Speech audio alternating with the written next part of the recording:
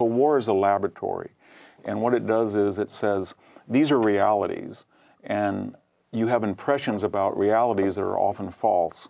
So war is unnecessary because if everybody just had deterrence and they knew exactly what everybody in this room, their relative capability is, you wouldn't fight. But fights take place to discover who's fine. Something shouldn't have happened, and by that I mean if you take the assets of Britain and France alone in 1940, they were greater than Germany's. When Germany invaded France, they had less tanks, their air forces were no better, and they had fewer men than the democracies.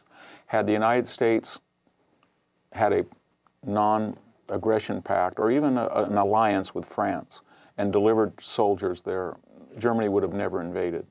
Had Britain rearmed a little bit earlier, and France a little bit earlier, they wouldn't have invaded. And if the Soviet Union had not signed an non-aggression pact with Germany and assured it, there would be no Eastern Front, as was true in World War I, Germany would have never gone west. So it took Soviet collusion, American indifference or isolation, and British and French appeasement in the 30s to convince Germany of something that they should have never been convinced of, i.e. that they thought they were stronger militarily in terms of manpower and in terms of industrial capacity. The Allies didn't realize their own capabilities. They didn't understand fully their capability and their potential, and they underestimated their power, and the Axis always overestimated their capability. People in Britain did not want to go to war over Czechoslovakia per se, but so that Hitler did not dismember people and countries like the Czechs and Czechoslovakia.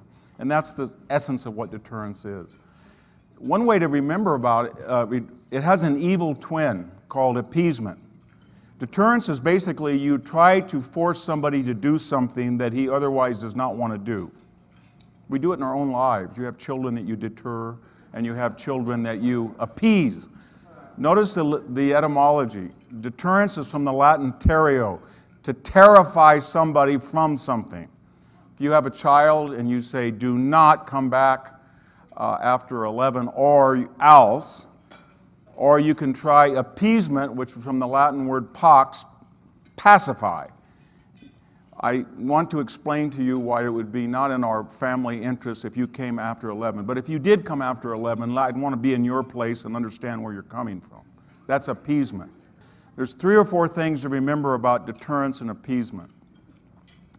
The first thing is everybody hates the deterrer and they love the appeaser, because the appeaser always guarantees short-term peace. The greatest appeaser in Britain before World War II was Stanley Baldwin, Prime Minister who left office in 1937, followed by another appeaser, Neville Chamberlain. British people loved him because during the Saarland crisis, the Rhine crisis, the impending Anschluss that came after his watch, he guaranteed Britons that there was no need to revisit the Somme and Verdun. In contrast, Winston Churchill said, we don't have enough RAF squadrons. This new Spitfire needs to get up to 1,500 units. We've got to build 2 more battleships. We need 2 more. We can't trust Herr Hitler. And they said, this man is a warmonger, and he wants to revisit the Somme. We lost 1 million soldiers when he was First Lord of the Admiralty, and we do not want this man in power again. Ditto, Chamberlain said almost the same thing. The appeaser is always beloved by the population. The deterrer is always hated. Second thing to remember about deterrence is it's not necessarily predicated just on military power, but military power plus the likelihood that somebody will use it. When Hitler invaded France on May 10th of 1940, he'd been at war since September 1st, 1939 in Eastern Europe. His generals had come to him and they said, are you crazy? The British and the French and even the Dutch and the Belgians, among them have 4 million men. The Char tank has a 75mm gun. French fighters and Spitfires are superior or at least as good as Me-109s. We can't defeat this. We couldn't do it. We only went 80 miles in World War I. Why would we want to do it again? And Hitler said, "You don't understand. They won't fight. They've lost their morale. They're teaching in their schools that Verdun was a catastrophe, not a great victory. They're socialist." And then he also referenced, and other Nazis did, in 1936, the Oxford Debating Society said under no circumstances would they ever fight for king and country. So they're a paper tiger. And so he was not deterred despite all of that military and formidable military. When he went into Czechoslovakia, Hitler said, "Oh my God, I'm glad that nobody called my bluff. I didn't understand how much superior the Skoda Arms Works were to our own arms industry, and I didn't have any idea about Czech fortifications that make our west wall look like a joke." But it's very important, if you're going to maintain deterrence, that the person to be deterred or the nation to be deterred does not quite know what you'll do at any given time. Suicidal is to ensure people that you're sober and rational and you would never use the assets at your command. Third thing to remember about deterrence is that it's very, very hard to incrementally establish, and it's very, very easy to abandon. And once it's abandoned, it's almost impossible to get it back without a war. After Stanley Baldwin left office in 1937, Neville Chamberlain came in from 1937 to May 10th, the day that France was invaded. They got rid of him, of course. Churchill's presence in the cabinet, Churchill's entrance into the prime ministership was too late. It was too late to restore deterrence. It took World War II and the aftermath to recover it. And the fourth is the person who is appeased, the head of state who is appeased, usually detests the person who appeased him. After Munich, Neville Chamberlain gave the entire European game over to Hitler. He basically said, take over not only the Sudetenland, but you can take over Bohemia and Moravia, and Czechoslovakia won't exist. And he had an empire which is the greatest extent that we've ever seen German speakers have in the history of Germany. Chamberlain did all that. And what did he say to Hermann Goering and Ribbentrop? And he said, I saw Chamberlain at Munich. I wanted to step on him. I wanted to stomp his stomach and take that stupid umbrella and hit him over the head with it. And they're worms. He called them, people who had been magnanimous were called worms. And so we lost deterrence. If Hitler had not attacked Russia, he could have consolidated his position in Europe and dominated the continent for who knows how long. And likewise the Japanese, Mongolia, Southeast Asia. They didn't need to attack Pearl Harbor. Why didn't they consolidate? And there were people who said just that. In the case of Germany, the general staff, there were people within the general staff who said, you know what, Britain, we may not be able to invade Britain, but Britain can't really do us damage. And the Americans will not intervene unless they're attacked. That was true. And the Soviet Unions are supplying us with all sorts of oil and wheat and precious metals.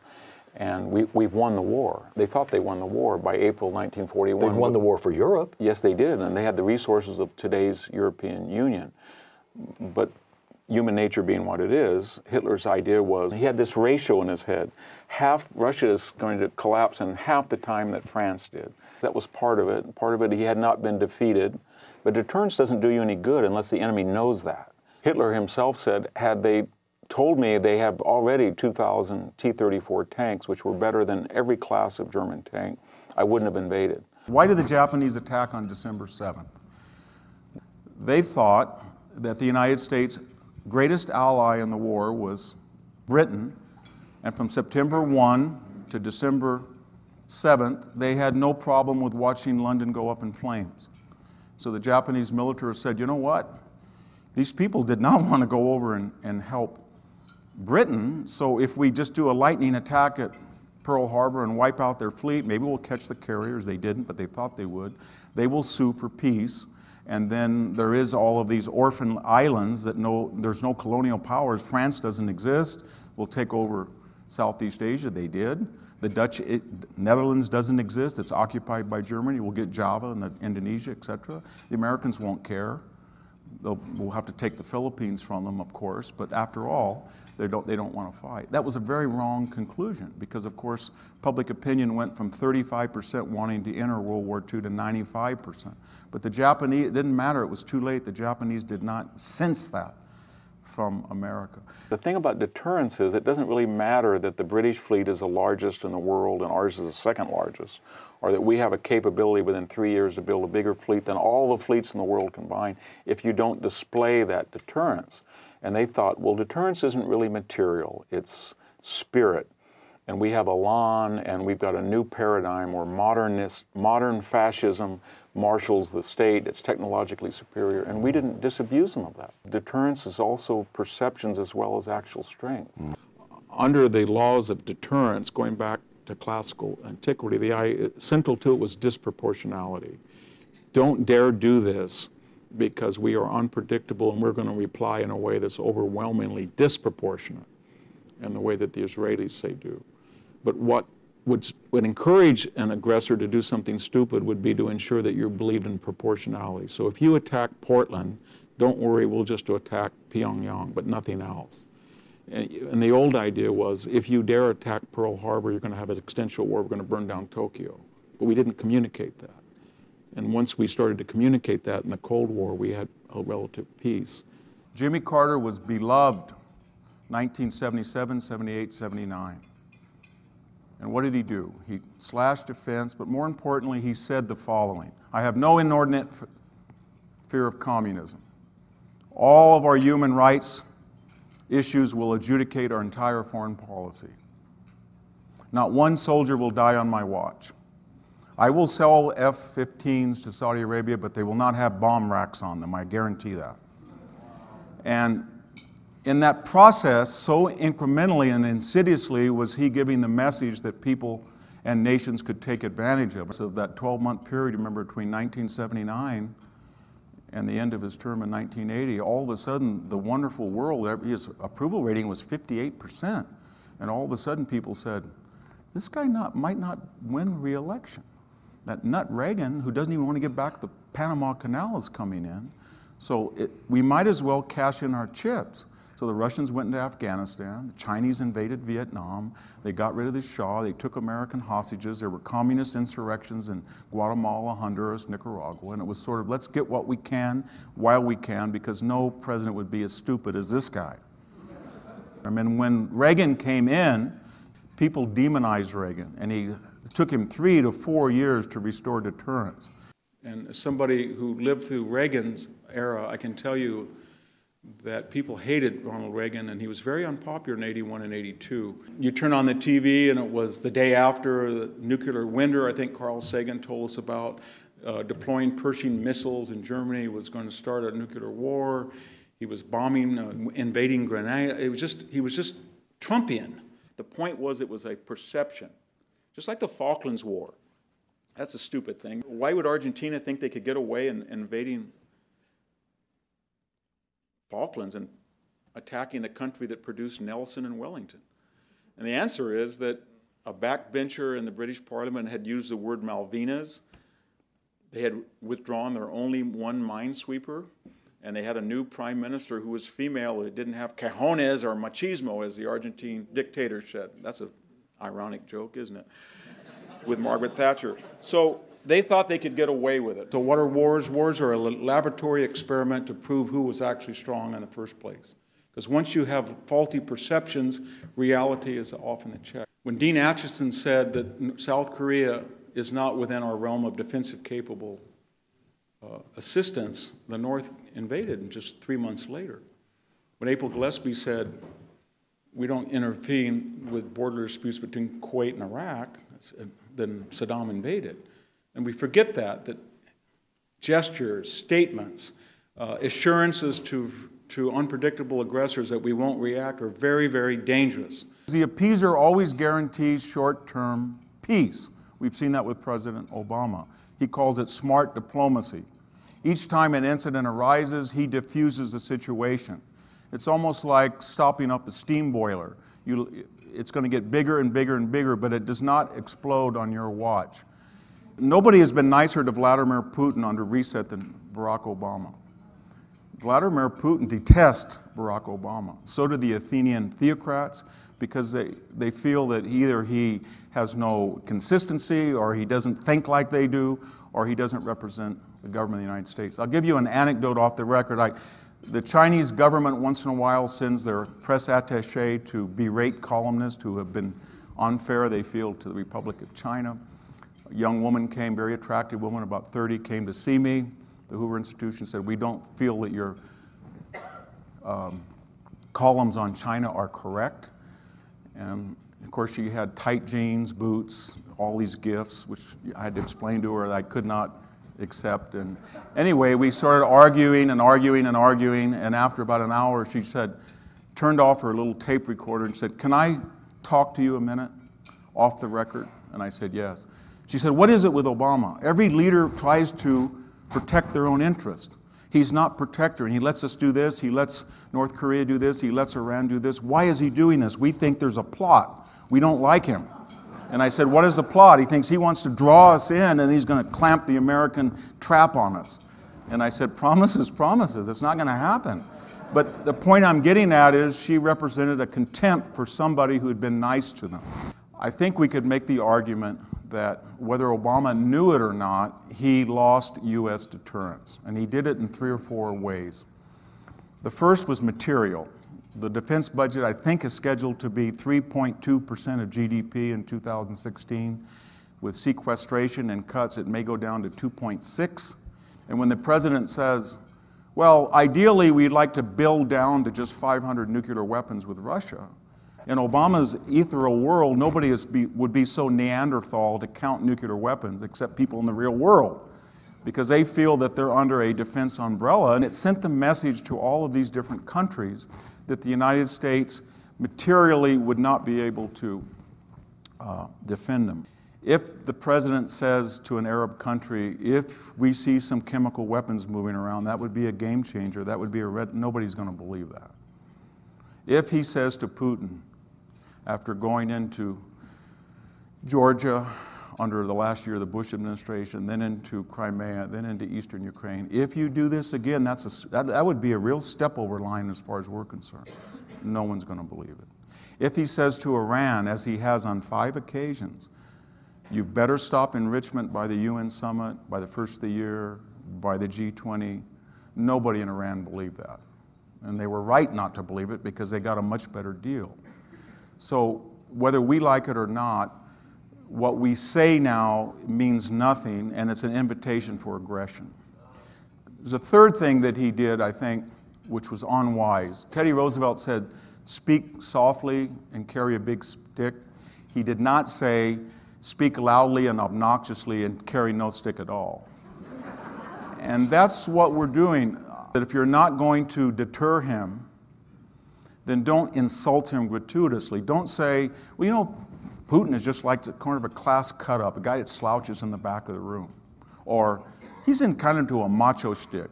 This is all for, why do you have to psychoanalyze? If you look at the place we're all worried about most, the Middle East, you would not recognize it from 2009. We forget that when Barack Obama entered office, the mortality rate in Iraq was less than the accident rate in the U.S. military. And by November, nobody was being killed in Iraq. Whatever you think about the Iraq War, it was starting to look like Korea 1954 or 55. Just imagine had Dwight E., let's say that Eisenhower, up for re-election in 56, had said, you know what, I didn't start the Korean War, Harry Truman did. And I'm going to get every American troop out of Korea. We've been there long enough. And pulled everybody out of Korea in 56. What do you think would have happened? You think there'd be Kia today or Samsung? No. That's what Obama did. He said, we're going to get every troop out. He said, I am leaving a Iraq that is self-reliant and secure. But we're leaving behind a sovereign, stable, and self-reliant Iraq with a representative government that was elected by its people. Exact words. And now we have no Iraq. It's chaos. It's part of a emerging caliphate. Syria does no longer exist as a country. And I'm not blaming it on any particular president, but when you give a threat and then you don't follow through, chaos erupts, and when you don't want to find or see if they exist an alternative to Assad or ISIS, when we perhaps had an opportunity, we don't now. And the logical wage of that is 1 million refugees have gone into Europe to a pre-modern migration into a postmodern country. That's a result of this mess in Syria. If you look at Iran, I think everybody understands it's not a matter if, but when, and the when will be their choosing. Obama said it could be a legitimate regional power. The truth of the matter is that Iran will be and should be a regional power. He meant that seriously, and I think it will trigger an arms race. Saudi Arabia's got the highest percentage of GDP on defense in the world now. 17% of their GDP is going to defense, and they're either going to buy a bomb from Pakistan or make one, and we're going to have a mess in the Middle East. Obama will not be around, but there will be a mess. I had a member of my family said, when Trump is elected, you'll be so scared the world's going to blow up. I said, no, it'll be the first time I rest in peace, because I've been terrified the last 8 years that some weaker power would do something stupid on the premise that the United States would not retaliate, and then we would get in a war which would finally prove, after many deaths and much violence, that guess what? The United States really is stronger than Iran. One carrier group has more conventional and nuclear power, of course, nuclear, but than the entire Iranian military. It would be stupid for Iran to hijack a boat or humiliate its crew or send a missile near a carrier, and yet that was what they were doing, because they felt that they had contempt for a military stronger power that would never use it. And then you get Trump in, and one of the things about restoring deterrence is he's capable, he thinks, or he tries to project that image of saying anything to anyone any day and doing anything. It is painful, but read The Art of the Deal or The Art of the Comeback or Making America Great. And that you ask for twice as much as you expect, you get 51%, that's a great deal. You act crazy so you unnerve your opponent. We've always known, and Henry Kissinger wrote that in his book about deterrence, that acting unpredictable was of advantage. Remember in the Yom Kippur War, Nixon said, now you go over and tell the Russians that I'm crazy, I'm a mad bomber, and I'm going to put us on stage 3 alert, and then you're the sober and judicious voice that has to calm me down, and you'll have a lot more success. Nixon said that, and it worked. And so I think that's sort of what, I don't think they want to broadcast that, but when I see McMaster on Sunday evening TV or Sunday morning, and I see Mattis, it's almost like they're telling the world, you guys don't know what we have to put up with. We're dealing with a guy, he wants to get out of NATO. He wants to nuke Pyongyang. He'll do anything, but you got to deal with us. Help me out. And then you almost get the impression that they go into a room with Trump, and Trump said, well, how did it go, you guys? You know? And so the danger of that is that our adversaries are brilliant people, and they're trying to say Trump and those guys are in that school, and this is a script of The Apprentice, and don't fall for it. So we have to, at some point, deliver. If you would ask what Trump would say, I would probably say something, if you ask him, I don't believe in nation building, I don't think we can change the nature of man. The world abroad is always going to have thugs. It's like your lawn. It's always going to grow, and the idea that you're going to wave a wand and the grass will be perfect, you'll have to buy AstroTurf in Fantasyland because you have to mow the lawn. And there's always going to be a Saddam Hussein, there's always going to be a Noriega, there's always going to be a Milosevic, there's always going to be a Mullah Omar. And the degree to which they can harm innocent people depends on how well they are deterred. And we've got to restore deterrence, and this is the way to do it.